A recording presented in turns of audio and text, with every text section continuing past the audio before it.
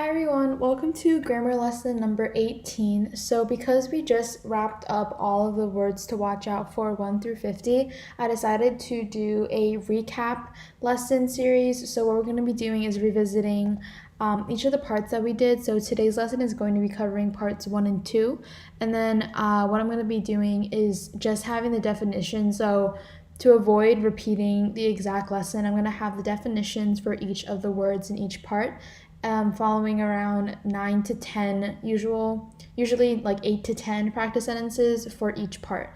So they're all new sentences, so hopefully that this can offer you guys more practice ideas with these words that can get confusing.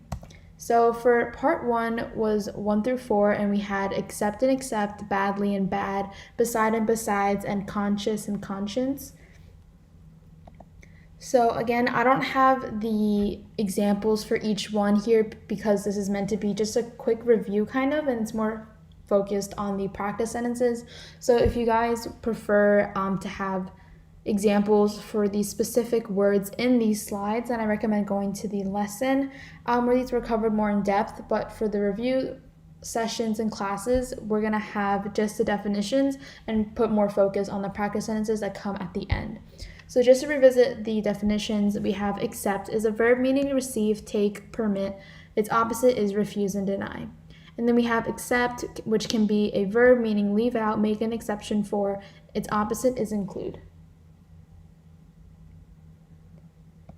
Then we have badly and bad. So some of the slides I did copy over for the definitions, and just to make them as clear as possible, they will have further explanations to their meanings, but not really examples. But there is a slide in this lesson that does have a few examples, but that's mainly for clarification of the terms. So for badly, we have badly is an adverb, the opposite of well. Bad is an adjective, the opposite of good. So this sentence here can really help you guys differentiate badly and bad. Sorry this isn't bold, but just if you remember that badly is an adverb and bad is an adjective, you can see what's modifying what in a sentence and figure out if you're using the correct word.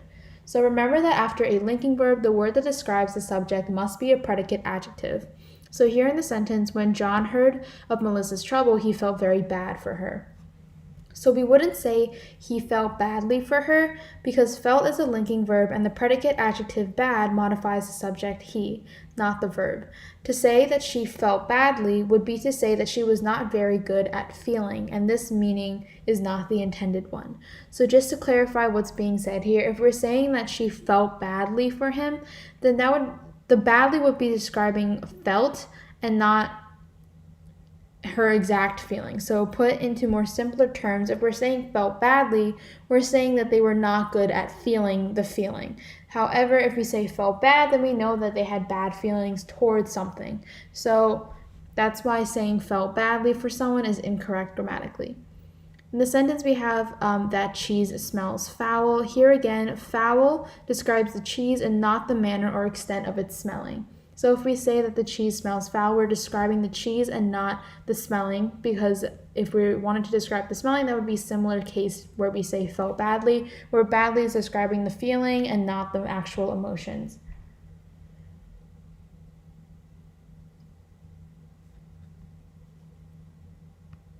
Next we have beside and besides. So beside without an S is a preposition of location, meaning alongside or next to. However, besides can be used as a preposition meaning as well as or apart from. So besides is sometimes used as a transitional adverb, the kind that follows a semicolon and makes a logical transition of the two of independent clauses. In this usage, it means additionally or moreover. So if we have the sentence, Rachel doesn't use computers because she thinks they're bad for your eyes. Besides, she's never been able to make one work. This is a case where besides is being used as a transitional adverb, where we're kind of moving on from one idea to the next, but they're still connected.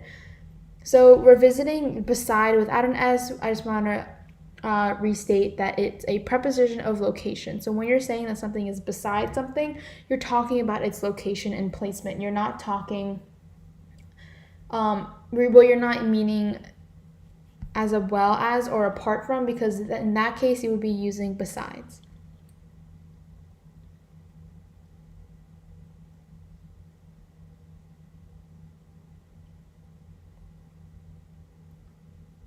And then we have conscious and conscience. So conscious is always an adjective meaning awake, aware, and taking knowledge of. So it is never used as a noun, although you will hear a variant form, subconscious, used as a shorthand expression of the psychological phrase subconscious mind. And then we have conscience is a noun meaning a sense of right and wrong. Its adjective form is conscientious, meaning obedient to conscience. So that's a bit confusing. It'll be clear when we look at the differences in practice sentences and how the definitions are used in context. But just to reiterate the ideas of this slide, when we're saying conscious, we're meaning this literal definition of being awake, aware, and taking knowledge of. Conscience is a noun meaning a sense of right and wrong. So both of these are very like in your head, it's nothing tangible. But when you're talking about something conscious and you have a set of right and wrong, it's more kind of like a feeling and a sense rather than when you're saying conscience, you're like physically awake.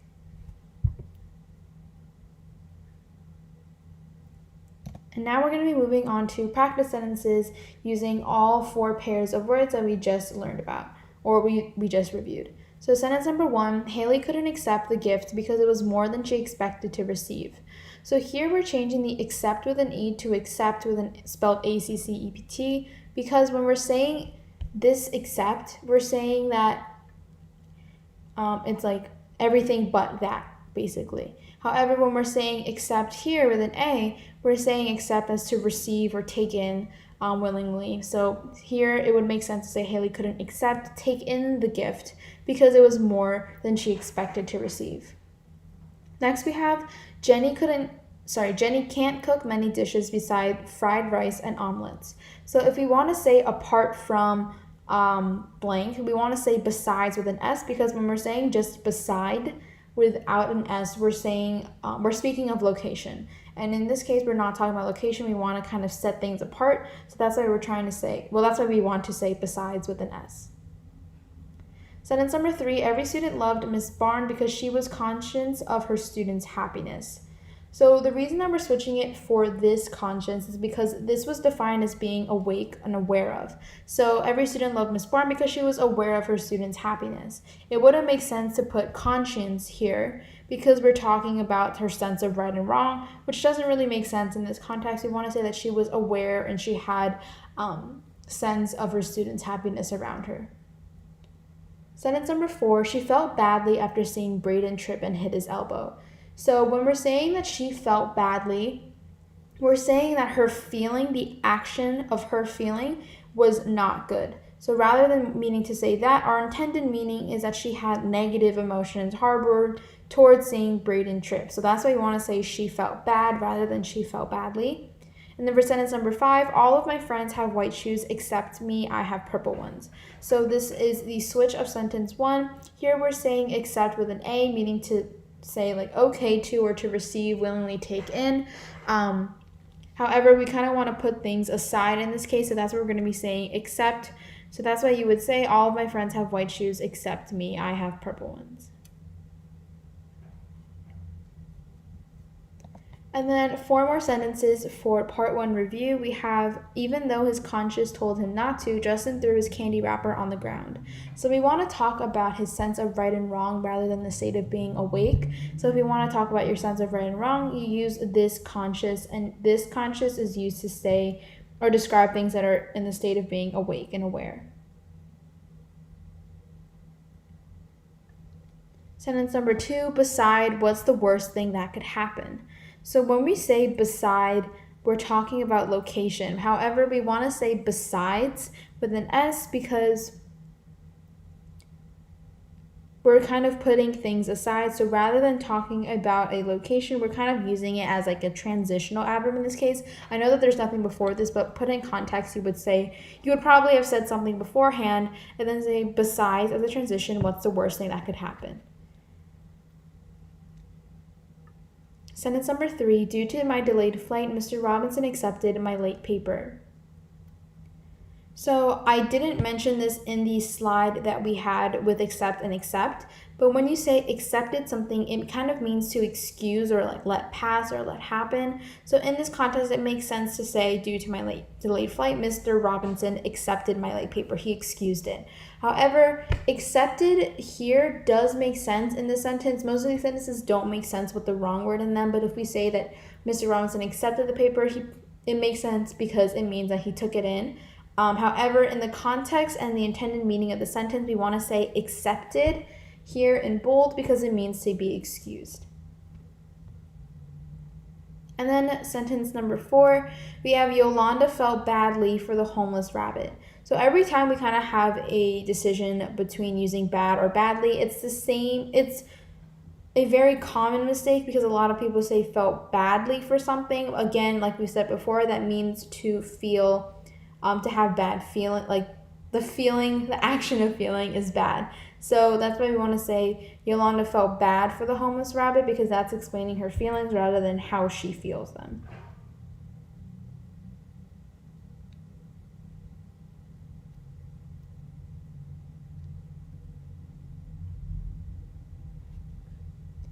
And now we're going to be moving on to, this should be number 2, but we're going to be reviewing words to watch out for 5 through 8, which is part 2. So again, these aren't going to have examples under each definition. So if you guys want more in-depth examples and explanations on these words, I suggest going to the lesson itself. But these are, for review purposes, just going to have definitions, and we will kind of dive deeper into how to differentiate them in the practice sentences. So for part 2, we have lose, loose, and loosen, already and already, altogether and altogether, and sometimes, someplace, and sometimes, sometimes, and someplace.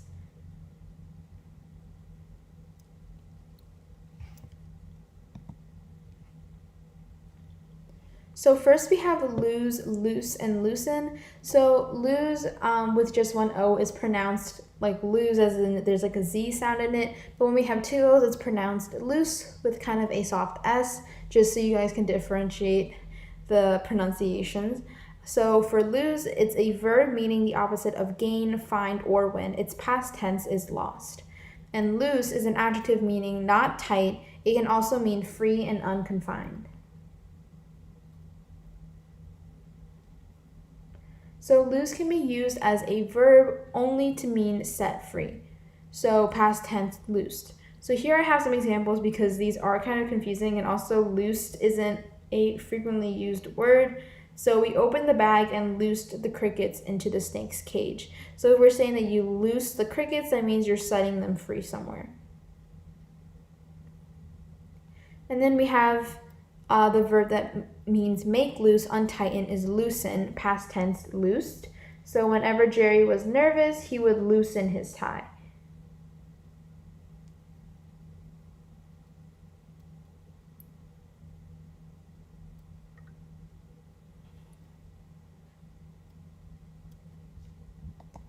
Second, we have already and already. So already with a space between is an adjective phrase that means ready without exception or entirely ready. It can modify either a single or a plural noun or pronoun. And then we have already, which is just one word, basically the same thing, just removing an L in the space. So already is an adverb meaning by that time. So I know this is a very short slide, but there will be practice sentences that utilize these words later on. And then we have altogether and altogether. So similar case to already and already. We have the 2-word version and just the 1 word missing a little letter. So if we say all spaced together, it's an adverb phrase used when a number of entities are acting in unison or simultaneously. And then we have altogether, which is an adverb of emphasis that means entirely and absolutely.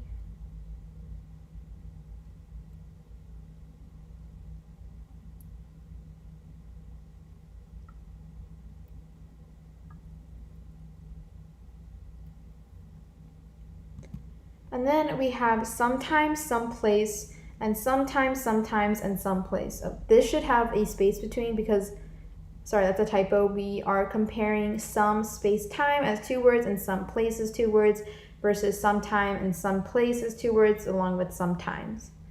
So the two-word phrase sometime is the noun time modified by the adjective some. Likewise for someplace. The phrases mean a certain quantity of time or a certain location. So if we say, I would like some time to think about it first, we're saying that you would like to allot the amount of time to think about it first. So that's why we have a space between, because we're talking about an amount of time. And then if we wanted to say Joel wanted to find a quiet room, some place where he could calm down, we're saying some place because we're talking about some describing a place.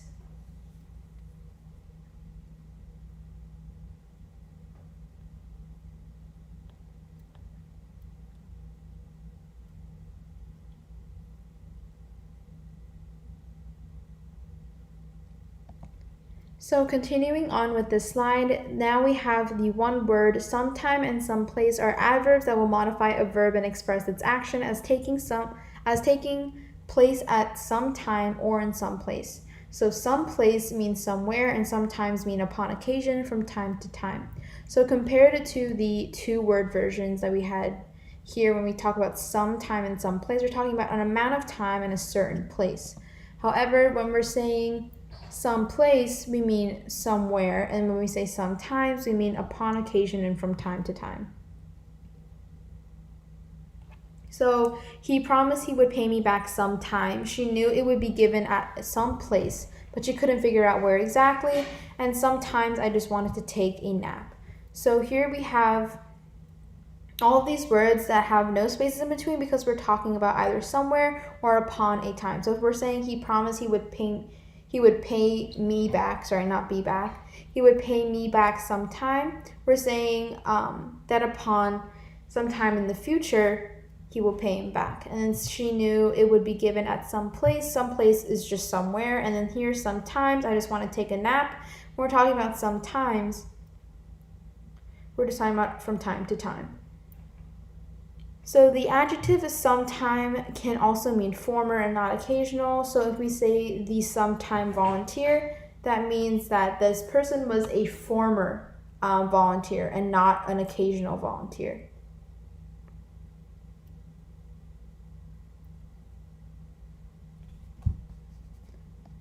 So now for practice sentences with words to watch out for part 2 review. Leo, the sometime CEO, came into the office unexpectedly. And then we have Leo, the sometime CEO. So these two sentences on their own are actually grammatically correct, depending on the context, but here alone they both make sense on their own.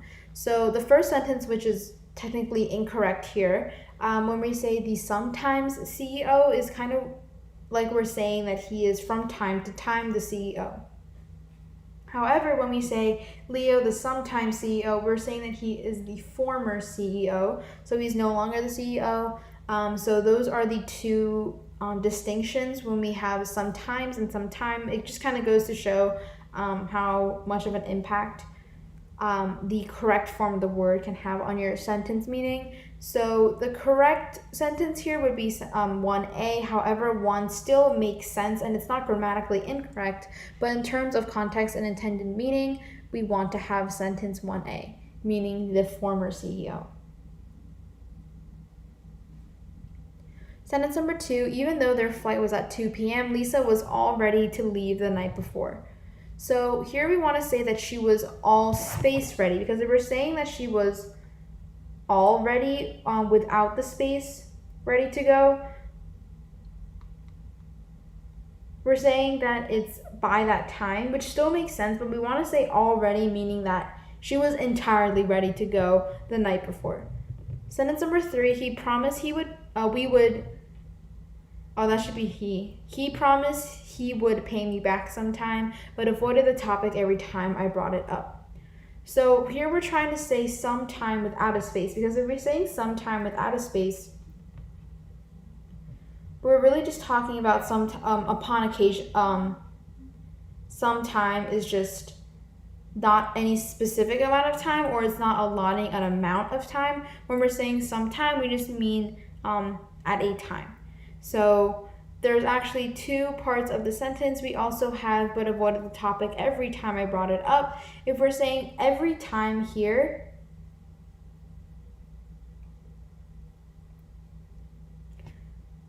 we want to say every time with a space because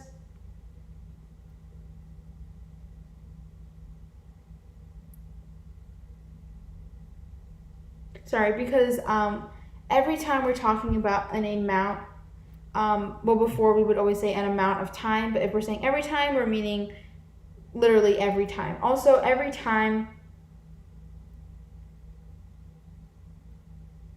can be written as a compound word like this, so it's not exactly a grammatical mistake. It's kind of just, it can be written as every space, time, or every time. The meaning is the same. So sorry about that. So these two have the same meaning, but you can probably use the compound word, but then going back to sometime and sometime. In this case, it's important which one you use because some space-time is talking about at a specific time, but if we're just saying sometime, we're talking about from time to time. And then we have Lucas was nervous that he would lose the race. So when we're talking about lose, we're meaning to make less tight, but when we're saying lose with one less O, that means to not win. So that's why we want to say he was nervous to lose the race, to not win it.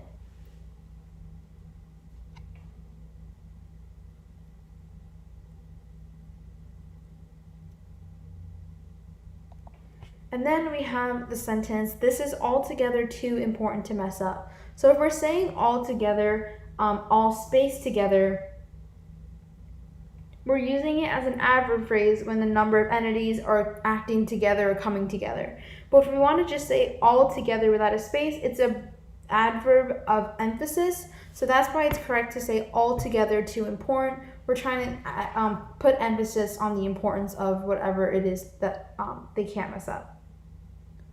Sentence number 2, before they knew it, Riley and Hannah were already graduating. So if we're saying all space ready, we're saying that they're entirely ready. But if we're saying already, it's saying at like a time they were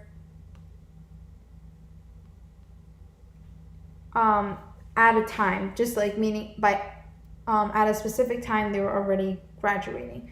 So that's why it would make sense to say already, the compound, rather than all space ready. Sentence number 3, Andrew's pants were so loose that they were about to fall off. So this is like the opposite of the race sentence, because if we have loose with just one O, we're saying the opposite of win, but if we have loose, which is with two O's, we're saying the opposite of tight. So if we're talking about his pants about to fall off, then we want to say that they're loose rather than lose. So that's the version here with two O's. Sentence number 4, Claire needed some time to think to herself. So here we want to say that Claire needed an amount of time to think to herself rather than at a upcoming occasion. So that's why we want to say some space time. And for sentence number 5, they came all together in a van. So we want to say that they came as a unit or like a unity. They acted in unison. So that's why we want to say all together rather than all together. The compound here, which is for emphasis, we want to say this acting in unison. So that is all for today's lesson. Next lesson we'll be reviewing 2 more parts from the Words Watch Out For series, just to kind of give a recap and more practice sentences with the words. So if you guys have any questions, do leave them, and I'll see you guys next week. Thank you.